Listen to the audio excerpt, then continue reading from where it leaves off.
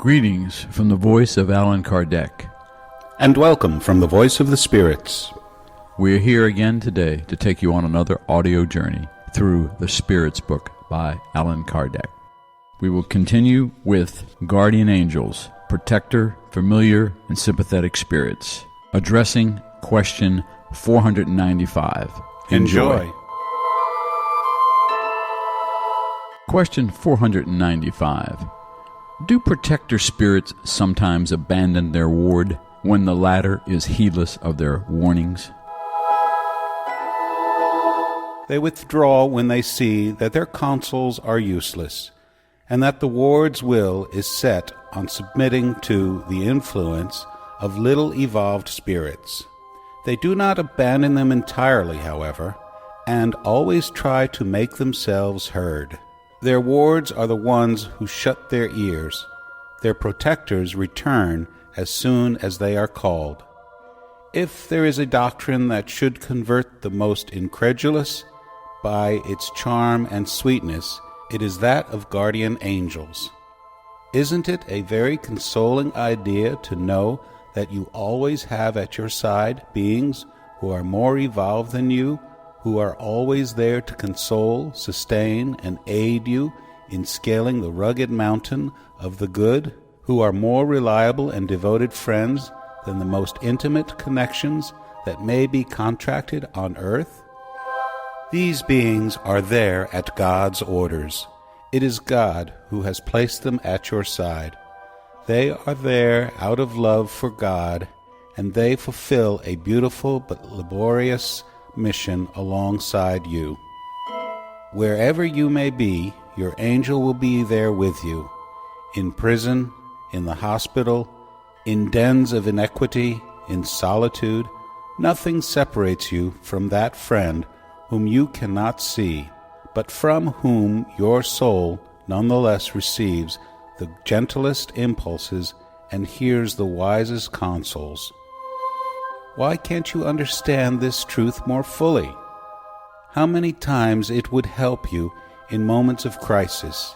How many times it would save you from evil spirits. But on the great day of accounting, this angel of the good might have to say to you, "Didn't I offer you advice? Yet you did not follow it. Didn't I show you the abyss? Yet you fell into it. Didn't I make the voice of truth resound in your conscience? Yet you followed the counsels of a lie instead." Question your guardian angels. Establish between yourselves and them that intimate tenderness that reigns between best friends. Do not think of hiding anything from them, for they are the eyes of God, and you cannot deceive them. Consider the future. Seek to progress in this life, and your trials will be shorter and your lives happier.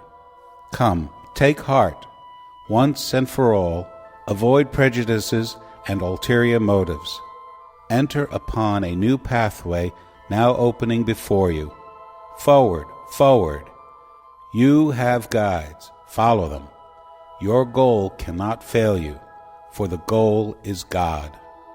To those who think it impossible that truly high-order spirits could devote themselves to such a laborious task, and at all instants, we will say we can indeed influence your souls, even though millions of miles may separate us. Space does not exist to us, and even while living on another world, our spirits retain a connection with you. We enjoy faculties that you cannot comprehend. However, you can be certain that God has not imposed a task on us that is above our strength, or that God has abandoned you alone on the earth without friends or support.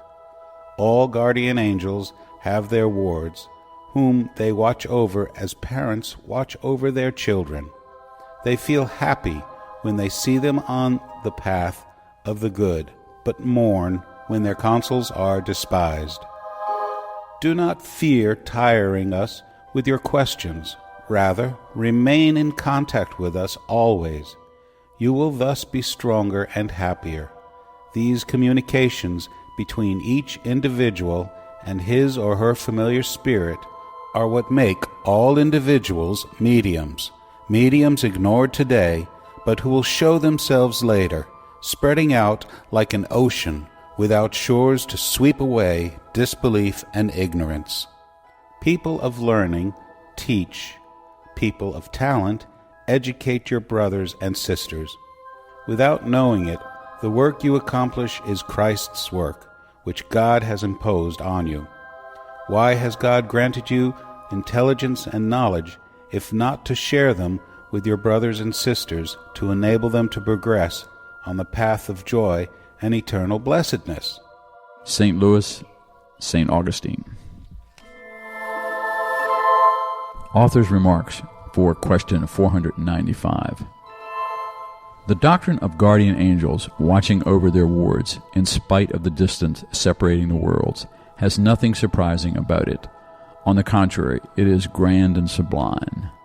On the earth, do we not often see a father, albeit far away, watch over his child and aid him or her with his wise counsels through correspondence?